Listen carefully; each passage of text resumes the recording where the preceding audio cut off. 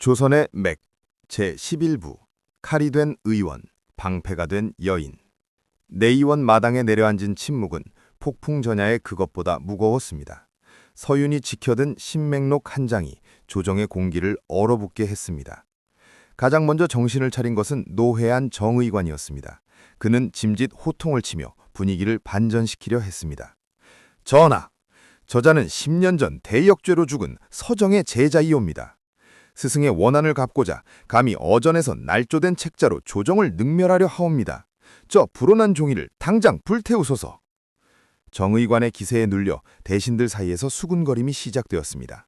아무리 좌의정이 일어섰다 한들 서윤은 일개 의원일 뿐이었고 상대는 관력의 정점에 선 내의원 수장이었기 때문입니다. 백운제 역시 옆에서 거들었습니다. 그러하옵니다, 전하. 저자가 쓴 해괴한 요법이 잠시 대감의 눈을 속인 것일 뿐 근본을 치료한 것이 아니옵니다. 어찌 검증되지 않은 자의 말을 믿으시나이까? 왕조차 혼란스러운 눈빛을 보였습니다. 서윤은 입술을 깨물었습니다. 진실을 눈앞에 두고도 권력의 무게에 눌려 외면당하는 상황. 그가 다시 한번 입을 열려는 찰나였습니다. 멈추시오! 그때 삼엄한 궐문 쪽이 소란스러워지더니 금군들이 당황하며 길을 터주었습니다. 수십 명의 금군 사이를 뚫고 낡았지만 기품을 잃지 않은 비단옷을 입은 한 여인이 당당히 걸어 들어오고 있었습니다. 소연이었습니다. 그녀의 등장에 정의관의 눈동자가 심하게 흔들렸습니다. 죽은 줄만 알았던 혹은 비참하게 살아갈 것이라 여겼던 서정의 딸이 제 발로 궐에 나타난 것입니다. 소연은 떨리는 다리를 애써 감추며 왕 앞으로 나아가 깊이 고개를 숙였습니다. 전하, 죽을 죄를 무릅쓰고 감히 어전에 듭니다. 소인은 10년 전 억울하게 죽은 전 내의원 도제조 서정의 딸 서소연이라 하옵니다. 그녀의 목소리는 작았으나 마당 전체에 또렷하게 울려 퍼졌습니다. 그녀는 품에서 보자기에 쌓인 작은 나무 상자 하나를 꺼내 들었습니다. 이 의원 서윤이 바친 신맥록은 제 아비가 목숨과 바꾼 진실이옵니다. 그리고 여기 그 진실을 입증할 증거를 제가 가져왔나이다. 소연이 떨리는 손으로 상자를 열자 그 안에는 시커멓게 말라비틀어진 약재 뿌리 몇 개가 들어있었습니다. 그것을 본 순간 내의원 의관 몇몇이 헛바람을 삼키며 주저앉았습니다. 소윤이 그 약재를 알아보곤 경악했습니다. 이것은 흑마근이 아닙니까? 소연이 비장한 눈빛으로 왕을 올려다보며 말했습니다. 그러하옵니다, 전하. 겉보기엔 기력을 보하는 귀한 약재 같으나 장복하면 몸속의 진액을 말려 소가를 유발하고 결국 사람을 서서히 죽이는 독초이옵니다. 내의원 깊숙한 비밀 창고에 숨겨져 있던 것을 아비가 남긴 지도를 따라 제가 목숨을 걸고 찾아왔습니다. 서윤의 완벽한 치료, 서정이 남긴 기록, 그리고 소연이 가져온 결정적인 물증, 세 가지 진실의 조각이 하나로 맞춰지는 순간이었습니다. 왕의 눈빛이 매섭게 변하며 천천히 정의관을 향했습니다. 그 시선에는 더 이상 혼란이 아닌 서늘한 분노가 서려 있었습니다. 내의원은 답하라. 사람을 죽이는 이 독초가 어찌하여 그대들의 창고에서 나왔는가? 서윤은 자신의 옆에 나란히 선 소연을 바라보았습니다. 10년 전 스승을 잃고 도망쳐야 했던 나약한 소년과 소녀는 이제 조선의 거대한 부패에 맞서는 칼과 방패가 되어 함께 서 있었습니다. 조선의 맥 제12부 진실의 증명 무너지는 금자탑. 왕의 노후성이 천둥처럼 내의원 마당을 때렸습니다. 하지만 정의관은 노련했습니다. 그는 곧바로 바닥에 머리를 찌으며 통곡하기 시작했습니다. 전하, 저것은 모함이옵니다. 저 기해지범 대역죄인의 핏줄이며 저 의원은 출처를 알 수 없는 사수를 부리는 자입니다. 그들이 내의원의 창고에 몰래 독초를 심어두고 이제와 우리를 모함하는 것이 어찌 아니겠습니까? 증거라고 가져온 저 풀뿌리가 정말 사람을 해치는지 누가 알겠나이까? 논리적인 반박이었습니다. 흑마근은 매우 서서히 몸을 망가뜨리는 약재였기에 지금 당장 그 독성을 눈앞에서 증명하기란 불가능해 보였습니다. 대신들 사이에서도 다시 의구심이 피어올랐습니다. 그때 서윤이 앞으로 나섰습니다. 그의 눈은 차갑게 가라앉아 있었습니다. 증명할 방법이 있습니다. 하지만 그 방법은 매우 고통스러울 것입니다. 서윤은 왕의 허락을 구한 뒤 주머니에서 작은 은침과 세척된 유리병, 현대에서 가져온 듯한 정교한 도구를 꺼냈습니다. 그리고 뜻밖에도 그는 자신의 팔을 걷어붙였습니다. 이 독초가 소가를 유발한다면 그것은 피 속의 당을 조절하는 오장육부의 기능을 마비시키기 때문입니다. 저는 방금 좌의정 대감의 탕약을 가로챘을 때 그 독의 성분을 이미 확인했습니다. 서유는 흑마근을 짓이겨 즙을 낸 뒤 미리 준비해둔 특수한 용액, 현대의 시약과 유사한 성분으로 제조한 비방에 섞었습니다. 그러자 투명했던 용액이 검붉게 변하며 부글부글 끓어올랐습니다. 이것 보십시오. 이것이 사람의 혈액과 만나면 진액을 태우고 기운을 막는 반응입니다. 그리고 서유는 정의관과 그 수하 의관들을 차례로 지목했습니다. 당신들은 이 독초를 다루며 오랫동안 그 가루를 마셨을 터, 당신들의 손톱 끝이 검게 죽어있고 눈가에 황달이 비치는 것이 바로 그 증거입니다. 내의원 의관들의 맥을 지금 당장 짚어보소서. 그들 역시 자신들이 만든 독에 서서히 중독되어 가고 있습니다. 서윤의 말이 떨어지기 무섭게 백운재의 손이 떨리기 시작했습니다. 서윤의 지적대로 그의 손톱 밑은 미세하게 변색되어 있었습니다. 권력을 위해 만진 독이 자신들의 몸까지 갉아먹고 있었던 것입니다. 공포에 질린 백운재가 결국 바닥에 엎드려 비명을 질렀습니다. 스승님이 시킨 일입니다. 저는 그저 처방대로 약을 타렸을 뿐입니다. 살려주십시오, 전하! 백운재의 자백은 쐐기를 박았습니다. 정의관의 얼굴은 잿빛으로 변했고 금군들이 달려들어 그들의 의관복을 벗기고 결박했습니다. 서유는 무릎을 꿇고 있는 소연을 일으켜 세웠습니다. 10년 전 억울하게 눈을 감았던 서정 어른의 명예가 되살아나는 순간이었습니다. 소연의 눈에서 뜨거운 눈물이 뺨을 타고 흘러내렸습니다. 아버님, 보고 계십니까? 드디어 진실이 밝혀졌습니다. 왕은 서윤과 소연을 향해 천천히 고개를 끄덕였습니다. 의원이 병만 고치는 줄 알았더니 이 나라의 썩은 맥까지 짚어내었구나. 서윤, 그리고 소연, 그대들의 공을 잊지 않겠다. 하지만 승리의 기쁨도 잠시 서윤은 정의관의 뒷모습을 보며 묘한 위기감을 느꼈습니다. 이 거대한 음모의 끝이 과연 일개 의관 한 명뿐일까? 조선의 맥을 흐리는 진짜 어둠은 더 깊은 곳에 숨어 있습니다. 조선의 맥 제13부 감초진 뿌리 골밖의 포식자. 정의관이 금군들에게 끌려가며 광기 어린 웃음을 터뜨렸습니다. 서윤의 곁을 지나칠 때 그가 나지막히 읊조렸습니다. 이것이 끝이라 생각하느냐? 나는 꼬리에 불과하다. 머리를 건드린 대가는 네 놈의 목숨뿐만 아니라 이 나라 전체의 핏줄이 마르는 것으로 치르게 될 것이다. 청접이 너를 지켜보고 있다. 정의관은 실각으로 서윤은 일약 내의원의 영웅이 되었고 왕은 그에게 내의원의 수장 자리를 제안했습니다. 하지만 서윤은 사양했습니다. 정의관이 남긴 청접이라는 단어, 그리고 그들이 사용한 독초 흑마근의 대량 유통 경로를 파악하지 못하면 비극은 언제든 반복될 것임을 직감했기 때문입니다. 전하, 병의 근원을 도려내지 않고 상처만 덮는 것은 의술이 아닙니다. 저는 궐 밖으로 나가 이 독초가 어디서 오는지, 누가 이 거대한 음모의 줄기를 잡고 있는지 찾아내겠나이다. 왕은 서윤의 뜻을 가상히 여겨 암행어사에 준하는 비밀 전령의 자격을 부여했습니다. 서윤은 이제 화려한 의관복을 벗고 다시 거층 무명옷을 입었습니다. 그의 곁에는 아버지의 복수를 넘어 세상을 바로잡으려는 소연과 예리한 후각을 지닌 어린 제자 연수가 함께했습니다. 세 사람이 처음 당도한 곳은 도성 밖 가장 큰 약재시장인 운종가의 뒷골목이었습니다. 그곳에서 서윤은 현대 의학적 지식을 활용해 기묘한 현상을 발견합니다. 도성 내 고위 관직자들의 집에서 나오는 분뇨와 쓰레기에서 공통적으로 흑마근의 성분이 검출되고 있었고, 그 모든 흔적은 푸른 나비 문양을 사용하는 조선 최대의 상단 송상의 비밀 창고로 이어지고 있었습니다. 하지만 송상은 당대 최고의 권력가이자 왕의 외섭주인 박원형 대감의 자금줄이었습니다. 서윤은 이제 일개 의관들을 넘어 왕실의 뿌리를 흔드는 거대 외척 세력과 마주하게 된 것입니다. 깊은 밤 송상의 비밀 창고에 잠입한 서윤은 그곳에서 수천 근에 달하는 흑마근과 함께 누군가의 이름들이 빼곡히 적힌 장부를 발견합니다. 그것은 단순한 장부가 아니라 독에 중독시켜 조종하고 있는 조선 핵심 인물들의 살생부였습니다.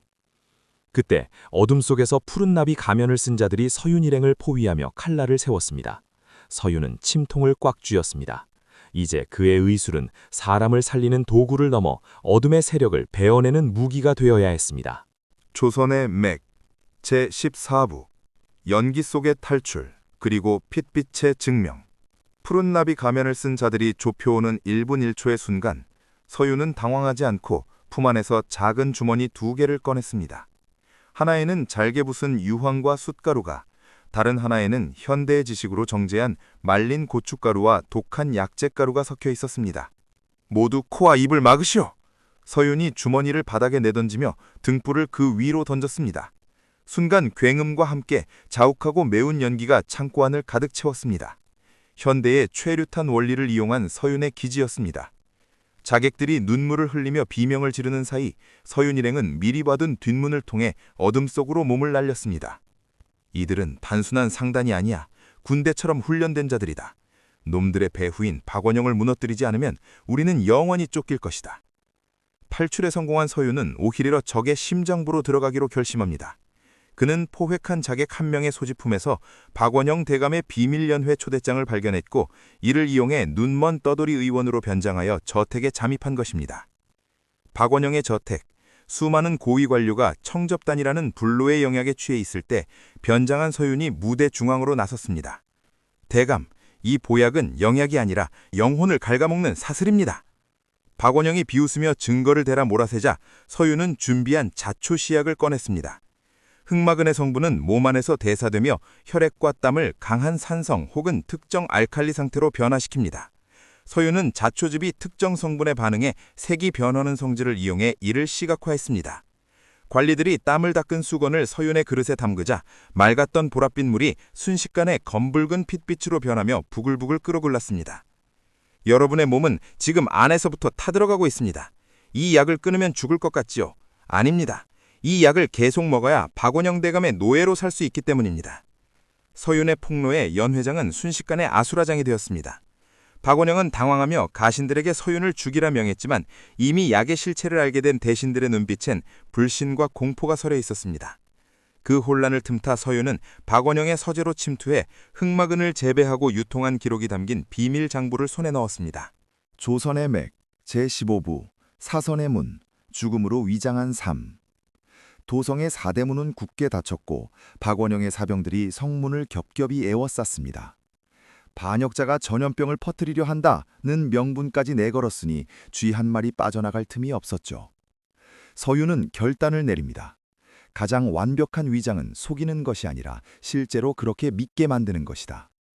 서윤은 현대의학에서 배운 히스타민 반응, 알레르기 반응과 가사 상태의 원리를 이용합니다. 특정 약재의 천남성 등의 독성을 아주 미세하게 정제해 소연과 연수 그리고 자신의 몸에 바르고 복용하게 합니다. 잠시 후 세 사람의 온몸에는 끔찍한 붉은 반점이 돋아났고 호흡은 극도로 가늘어졌으며 체온은 얼음장처럼 차가워졌습니다. 누가 보아도 영락없이 두창이나 호열자로 죽어가는 시신 혹은 중환자의 모습이었습니다. 서윤 일행은 시신을 실어 나르는 거적대기 수레에 몸을 싣습니다. 성문을 지키던 사병들이 수레를 멈춰 세웠으나 서윤이 미리 수레 밑바닥에 장치해둔 암모니아와 유황의 혼합물이 뿜어내는 지독한 악취와 시신처럼 변한 그들의 살결을 확인하곤 혼비백산하여 물러납니다. 이건 역병이다. 시신을 당장 성 밖 시구문으로 던져버려라. 병사들이 기겁하며 수레를 밀어 성 밖으로 내던지는 순간 서윤은 차가운 바닥에 떨어지면서도 품 안의 장부를 꽉 쥐었습니다. 드디어 도성을 탈출한 것입니다. 하지만 성 밖에는 박원영이 보낸 진짜 살수들이 시신이 정말 죽었는지 확인하기 위해 기다리고 있었습니다. 서윤은 가사 상태에서 깨어나기 위해 자신의 가슴에 은침을 깊숙이 찔러 넣었습니다. 심장이 다시 요동치기 시작했습니다. 조선의 맥 제16부 시간을 건너온 유산 천부의서. 성밖 황량한 숲속 가사 상태에서 깨어난 서윤은 거친 숨을 몰아쉬며 품 안에서 장부와 함께 소중히 간직해온 낡은 가죽주머니 하나를 꺼냈습니다. 그 안에는 서윤조차 본 적 없는 종이의 재질부터가 조선의 것이 아닌 기이한 착자가 들어있었습니다. 서윤의 기억은 15년 전 스승 서정 어른과 함께 보냈던 비밀스러운 밤으로 거슬러 올라갑니다. 당시 서정 어른은 내의원에서 쫓겨나기 직전 서윤을 깊은 산속 동굴로 데려갔습니다. 그곳엔 스승의 가문에서 대대로 비전으로 내려오던 하늘에서 떨어진 자의 기록이라 불리는 기괴한 서책이 있었습니다. 그것은 수백 년 전 조선에 불시착했던 한 이방인, 미래의 의사였을 것으로 추정되는 인물이 남긴 현대의학 노트였습니다. 윤아, 여기 적힌 글자와 그림들은 우리가 아는 맥법과는 다르다. 하지만 이 안에는 사람의 몸을 기가 아닌 물질과 구조로 바라보는 놀라운 이치가 담겨 있구나. 서윤은 스승과 함께 그 책을 연구했습니다. 현미경도 없이 미생물의 존재를 이해해야 했고 화학기호도 모른 채 물질의 반응을 외워야 했습니다. 서윤은 천재적인 감각으로 그 이방인의 언어를 해독해 나갔고 스승이 죽기 전 전해준 푸른 유리 렌즈, 조선시대엔 존재할 수 없던 정교한 확대경을 통해 피 한 방울 속의 진실을 목격했던 것입니다. 서윤이 지금 발휘하는 기적 같은 의술은 단순히 하늘에서 뚝 떨어진 재능이 아니라 스승과 함께 밤을 새우며 조선의 의술과 미래의 과학을 접목하려 했던 피나는 노력의 결실이었습니다. 스승님, 이제야 알겠습니다. 왜 이 책을 끝까지 숨기라 하셨는지. 이 지식은 누군가에겐 사람을 살리는 빛이지만 박원영 같은 자들에겐 세상을 지배할 독이 되기 때문입니다. 서윤은 책을 다시 품에 넣으며 결연히 일어섰습니다. 이제 그에게 이 지식은 단순한 기술이 아니라 스승의 유지를 잇고 조선의 맥을 바로잡아야 할 천명이 되었습니다. 조선의 맥 제17부 안개 속의 침묵, 보이지 않는 칼, 시구문 밖 황량한 들판, 시체 거적대기 위로 차가운 달빛이 쏟아집니다. 박원영이 보낸 살수들의 우두머리, 흑호가 무심하게 칼을 뽑아들었습니다. 역병이라. 확인하는 방법은 간단하지. 목을 베어 피가 나오면 산 것이고 검게 굳어있으면 죽은 것이다. 그가 서윤의 목을 향해 칼을 내리꽂으려던 찰나 죽어있던 시신의 눈이 번쩍 뜨였습니다.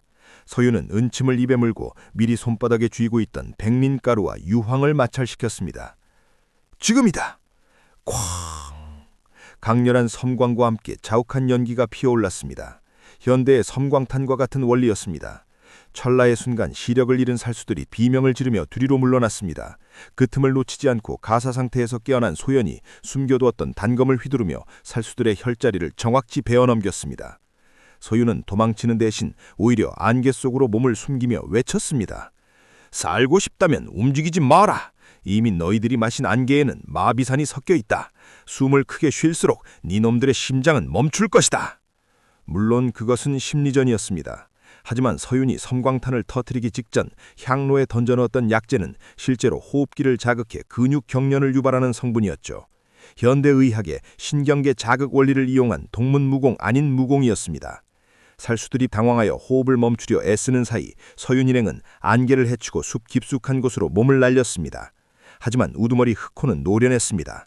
그는 자신의 팔을 칼모 그어 통증으로 마비를 이겨내며 서윤의 뒤를 쫓기 시작했습니다.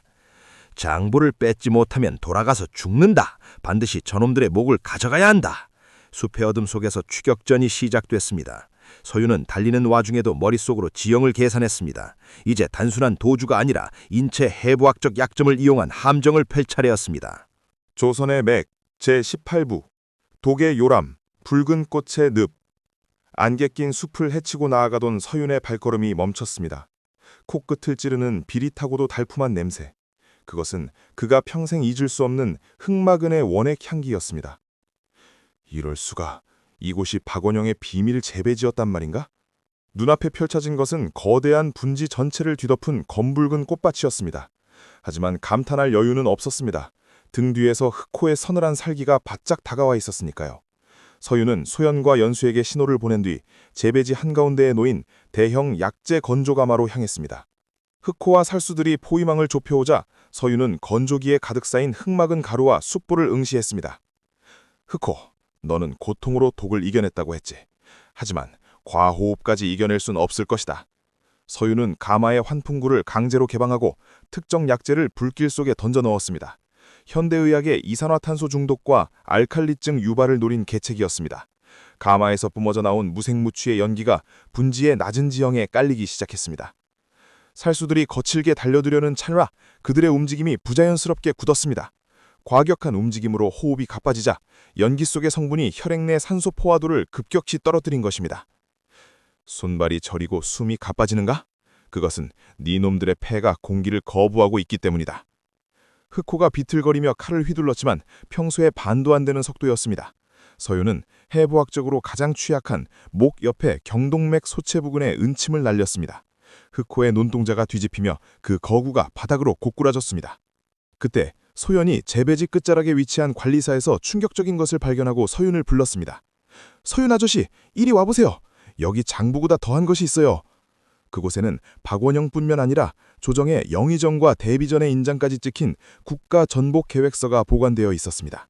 흑마근은 단순한 치부수단이 아니라 왕을 폐위시키고 새로운 나라를 세우기 위한 군자금을 마련하는 붉은 사슬이었던 것입니다. 조선의 맥 제19두 원격 진료 왕의 맥을 짚다. 대비전과 영의전까지 연루된 거대 음모를 확인한 서윤은 전율했습니다. 이제 도성으로 잠입하는 것은 자살 행위였습니다. 서윤은 소연과 연수를 바라보며 결연히 말했습니다. 우리가 갈 수 없다면 전하께서 이곳으로 오시게 해야 한다. 서윤은 현대의학의 심리적 투사와 생체 신호의 원격 해석을 이용하기로 합니다. 그는 박원영의 비밀 창고에서 찾은 전령용, 청접, 푸른 나비 신호연을 하늘 높이 띄웠습니다. 하지만 그 연에는 서윤이 특수한 약재로 쓴 비밀 처방전이 적혀 있었습니다. 그 시각 고란의 왕은 극심한 가슴 통증, 협심증과 불면증에 시달리고 있었습니다. 박원영이 보낸 의관들이 올리는 약은 왕의 정신을 더욱 흐리게 할 뿐이었죠. 그때 창밖으로 서윤이 띄운 푸른 연이 보였습니다. 연에 매달린 작은 주머니가 바람에 실려 왕의 침소 근처에 떨어졌습니다. 그 안에는 처방전 대신 왕만이 알 수 있는 통증의 기록이 적혀 있었습니다. 전하, 차시의 왼쪽 어깨가 저리고 가슴이 조이는 것은 신맥이 막힌 것이 아니라 누군가 전하의 탕약에 청접의 독을 섞고 있기 때문입니다. 진실을 보고 싶으시다면 오늘 밤 도성 밖 붉은 늪으로 행차하소서. 서윤은 왕의 증상을 통해 그가 중독되었음을 확신했고 현대의 니트로글리세린과 유사한 작용을 하는 비방의 약재를 동봉했습니다. 왕은 서윤의 글을 읽고 큰 충격에 빠졌습니다. 자신의 통증을 이토록 정확히 짚어낸 자는 서윤뿐이었으니까요. 왕은 박원영의 감시를 피하고자 야행을 핑계로 소수의 금군만을 대동한 채 도성 밖으로 향했습니다. 하지만 이를 눈치챈 박원영은 기회라고 생각했습니다. 역적 서윤이 왕을 유인해 시해하려 한다는 명분을 조작해 자신의 사병들을 총동원, 붉은 늪에서 왕과 서윤을 동시에 제거하려는 거대한 함정을 팠습니다. 깊은 밤, 붉게 타오르는 흑막은 굴러지 앞에 왕의 행렬이 도착했습니다. 그리고 그 뒤를 박원영의 검은 그림자들이 포위하듯 좁혀왔습니다. 조선의 맥 제20부 붉은 늪의 심판. 달빛 아래 붉게 타오르는 흑막은 꽃밭.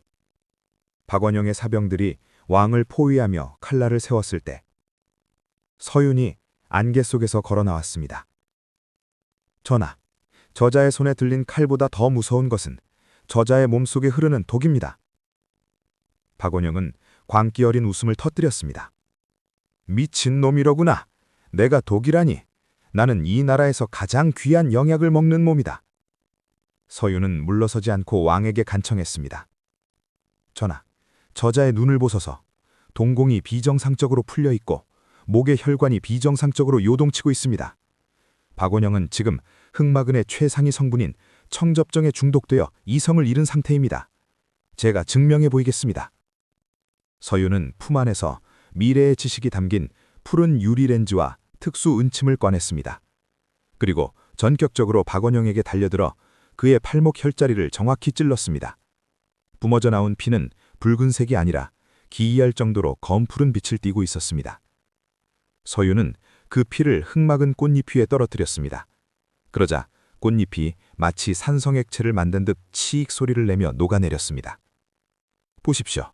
인간의 피가 식물을 녹이고 있습니다. 이것은 의술이 아니라 저자가 스스로 괴물이 되었음을 보여주는 증거입니다. 저자의 심장은 이미 흑마근의 사슬에 묶여 약이 없으면 단 1시간도 버티지 못할 처참한 상태입니다. 동시에 서윤은 박원영의 가슴팍에 숨겨진 비밀 침통을 가리켰습니다. 그 안에는 그가 발작을 막기 위해 상시 복용하던 고농축 독약이 들어있었습니다. 왕은 박원영의 검푸른 피와 미친 듯한 눈빛을 보며 모든 진실을 깨달았습니다. 네 이놈, 박원영, 의술을 권력의 도구로 삼은 것도 모자라 스스로 짐승이 되었구나. 왕의 명령과 함께 매복해 있던 금군들이 들이닥쳤고 중독 증세로 갑작스러운 신발작을 일으킨 박원영은 서윤의 예언대로 자신의 피에 젖어 비참하게 무너졌습니다.